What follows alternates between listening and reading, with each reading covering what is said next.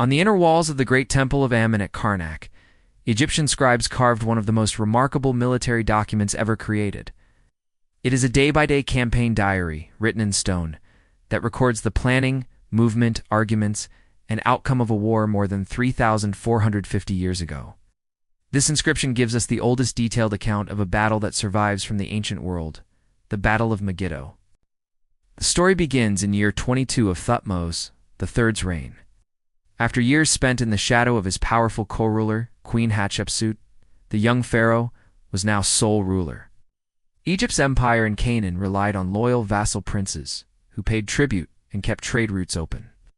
When rebellions stirred around the city of Sharoun, and a powerful coalition formed under the Prince of Kadesh, Thutmose III decided it was time to act. In the spring of year 23, he assembled his army at the frontier fortress of Thoru and marched north to reassert Egyptian dominance. The campaign is recorded with extraordinary precision. On the 4th day of the first month of the 3rd season, the army reached Gaza. The next day they continued in might, in power, and in triumph. 11 days later, they arrived at Yayam, a staging point near the Carmel Ridge. From here the road led into the strategic Jezreel Valley, the vital corridor connecting Egypt with Syria and Mesopotamia. Ayem. Thutmose III held a war council that the scribes captured in vivid detail. 3 possible routes lay before them. 2 were wide and safe but longer. The third, the Aruna road, cut directly through a narrow mountain pass.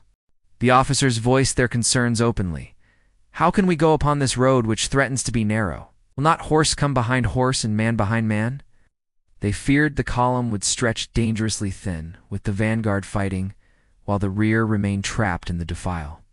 Thutmose III listened, then gave his answer with an oath. "My Majesty will proceed upon this road of Aruna."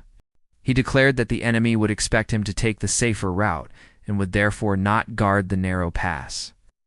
Any officer who wished could take the longer roads, but the king would lead from the front. The officers pledged loyalty. "We are servants behind our master." The decision was bold, risky, and brilliant. On the 19th day of the month, the army camped at Aruna.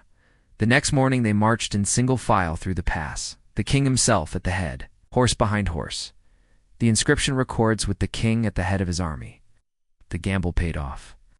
The enemy, expecting a more cautious approach, had positioned their forces to guard the wider roads near Tanach and south of Megiddo. They had left the Aruna route largely unguarded. As the Egyptian vanguard emerged into the valley, officers urged the king to wait until the entire army had cleared the pass. Thutmose III halted and protected the rear until the full force assembled. By the 7th hour of the day, the army stood south of Megiddo on the bank of the Brook of Kina, ready for battle. That night the Egyptians made camp. Orders echoed through the lines: "Equip yourselves, prepare your weapons." Watchmen patrolled, repeating, "Steady of heart, watchful, watchful." The king rested in his tent, while his troops made final preparations for dawn. Early the next morning, on the feast of the new moon, the Egyptian army deployed for battle. The southern wing took position on a hill south of the brook. The northern wing stood northwest of Megiddo. Thutmose III, riding in a gleaming electrum chariot, commanded the center. The enemy coalition, led by the Prince of Kadesh and supported by rulers from across the Levant as far as Naharan, waited closer to the city with their chariots and infantry. The clash was swift. His Majesty prevailed against them at the head of his army, the annals state. The coalition broke almost immediately. Panic swept their ranks. Soldiers abandoned chariots and weapons and fled toward the gates of Megiddo. Those inside the city, fearing the Egyptians were right behind, closed the gates. Desperate fugitives were hauled up the walls by ropes made of clothing. The sight of proud princes being pulled upward like sacks became legendary in Egyptian records. Instead of pressing the advantage, the Egyptian troops paused to plunder the abandoned enemy camp. They seized tents, weapons, chariots, horses, and rich spoils.